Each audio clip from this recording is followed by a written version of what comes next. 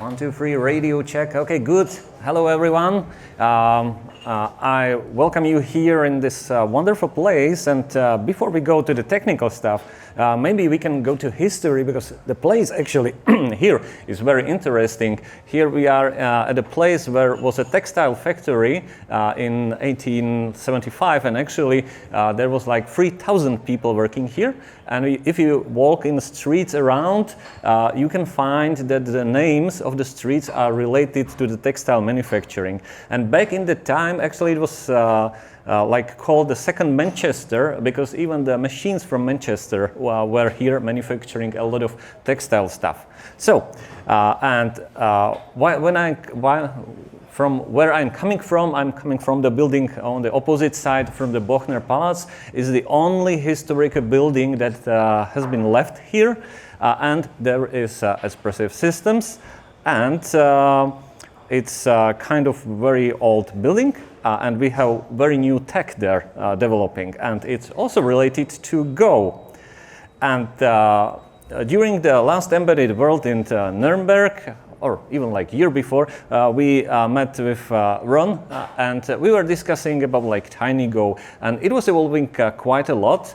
And during the last Embedded World, we were chatting about one problem that TinyGo has, and that was missing Wi-Fi connection. Because if you have like this small MCUs that I will show, you need Wi-Fi connection. And then I tell him, hey, we already solved it in Rust. And he looked at the repo and, hey, I can take it and put it into Go. And now the TinyGo has new release with Wi-Fi support, which is like super cool. So the question is, how tiny can Go be? So I have here this tactical suitcase. And let me show you how big it is.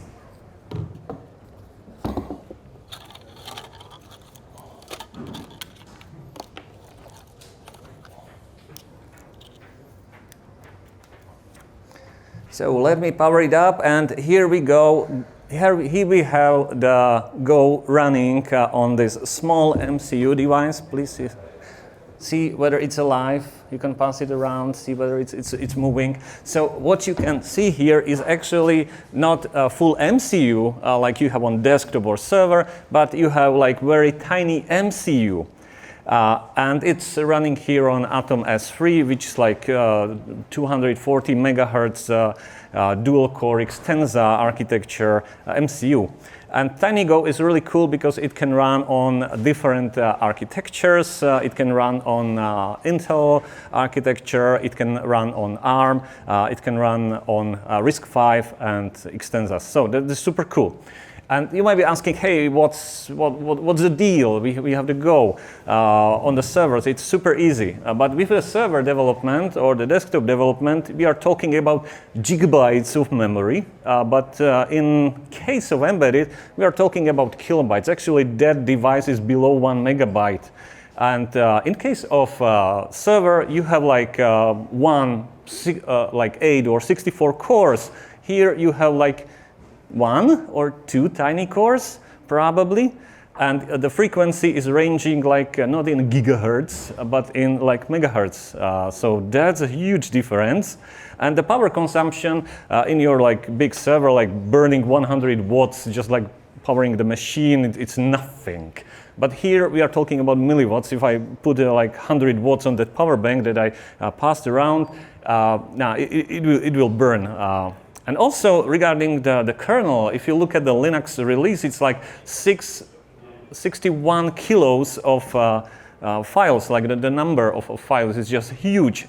In case of FreeRTOS, we have like 7 C files, so that's kind of a difference. Okay, so and now you can play with this small hardware. There is new TinyGo release. Basically, TinyGo is using Go frontend, then doing bunch of optimization, and then passing the stuff to LLVM like regular Go.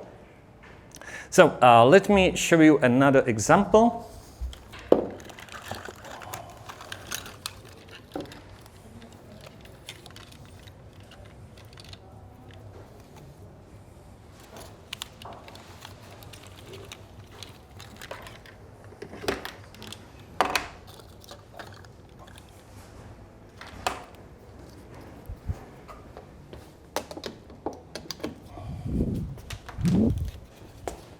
So here I have another small device basically running the same MCU as there, but just the display is bigger, the MCU is the same size. And it will play a role of gateway. Because it's a Wi-Fi chip, it can play a role of access point, gateway, I can put there MQTT, MDNS, like everything here. So I don't need a server. So I'll try to power it up. And I put it somewhere here, so hopefully it will start. Yep. It's starting, Very good, very good. So I told you that it should be kind of access point. So by this time, I should see, here it is. There is a TinyGo network, it's small, but you can see I connected there. So I have here the small access point.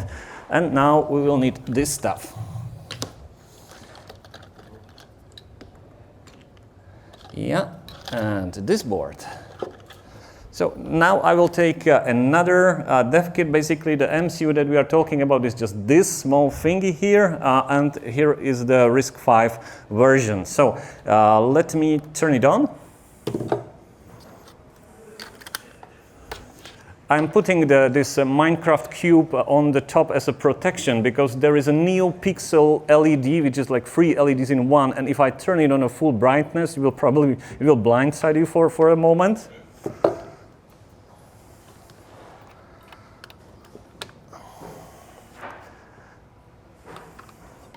So, and now let's see how to build an application for TinyGo. Actually, I have main Go here. Let me make it bigger.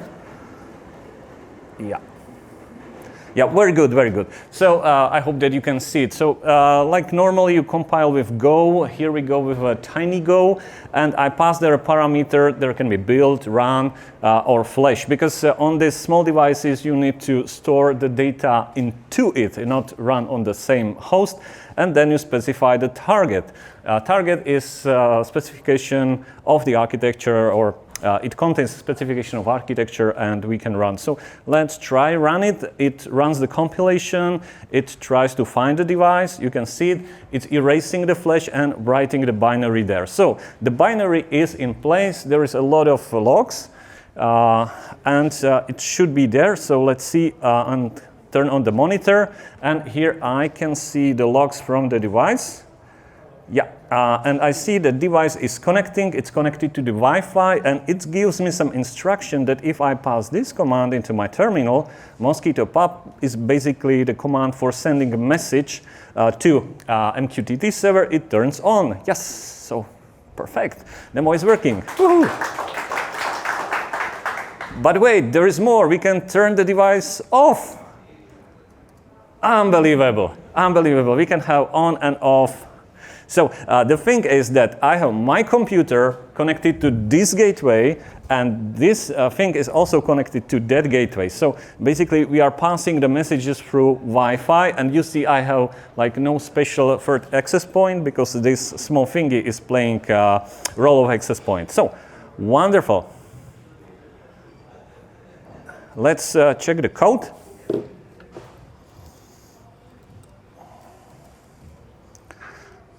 How it looks like. It looks like a typical Go. You have some context, some I/O, some parameters. You can even change where to connect it.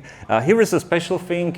For example, with the TinyGo, you can communicate with the hardware. So they call it like GPIOs, general purpose input-output thing. And so you can like send like stream of data there, read it, and then it change the LED. So we can change our color of the lamp. Right now we have yellow. So please, anybody, or please tell me 3 numbers in range from 0 to 255, just to prove that this thing works. 128, 64, 64. Right. So this is your favorite color, yeah? Okay. Okay, so I changed the value, I recompile it now, and it's going to flash. Now I'm flashing the whole binary. There are possibilities to optimize it, but just like to show you. You see that it takes time to, oh, sorry, I have already occupied this. Sorry. One more time, of course, demo effect. I was just blocking the serial communication by the monitor. Okay, very good. So, monitor. Yeah, we see the device is starting. It sets the frequency to 160. This is also cool because you can change the frequency of MCU, and it has also impact on heat dissipation and power consumption. So yeah, we are online, and now we can try this on command, and it doesn't work. Yeah, what went wrong? Okay, so I won't show you your color, favorite color, maybe, in the workshop. But it was working, first time. Okay, so you may ask how to start working with TinyGo. So you can go, for example, to our developer portal, and we have a Kappa AI, which has indexed latest documentation, unlike like generic GPT, like whatever models, which can hallucinate a lot of stuff. This guy won't hallucinate. It will tell you, I don't know, which is like pretty precious in AI. Yeah, but I'm connecting to my hotspot, which is not connecting to anywhere. So let's go to Klubko. Yeah, reload. Yeah, here we are, and here you can ask how to create hello world in TinyGo. So we indexed also the TinyGo documentation, and it can speed up like now. TinyGo implementation. So this is really cool. So we recommend it because it also has the knowledge about the MCUs, and it can give you the right GPIO. So finally, we have an alternative to like Arduino or like C development, and we can write in Go finally. So this is really cool. And yeah, here I am. Here we go. Yeah, and I would like to invite you to a workshop, which will be in the afternoon. It will be kind of open, so even if you are not able to attend in the beginning, you can attend at the end. We will have a bunch of hardware to hack there, so just bring your computer, and I will bring a lot of dev kits, so we can play with it, try to hack the Wi-Fi or something, and have some fun. Just for inspiration, some hardware that can be done for, this is for like old guys that we remember, 80s. For example, Atomic 14 remade ZX Spectrum. I will bring it. It's like a single PCB, and you can emulate even Manic Miner there. And like you can become creative and make like these fancy dev kits that looks like cats, or like retro consoles, and there are more. Yeah, so that's about it. That's about the TinyGo.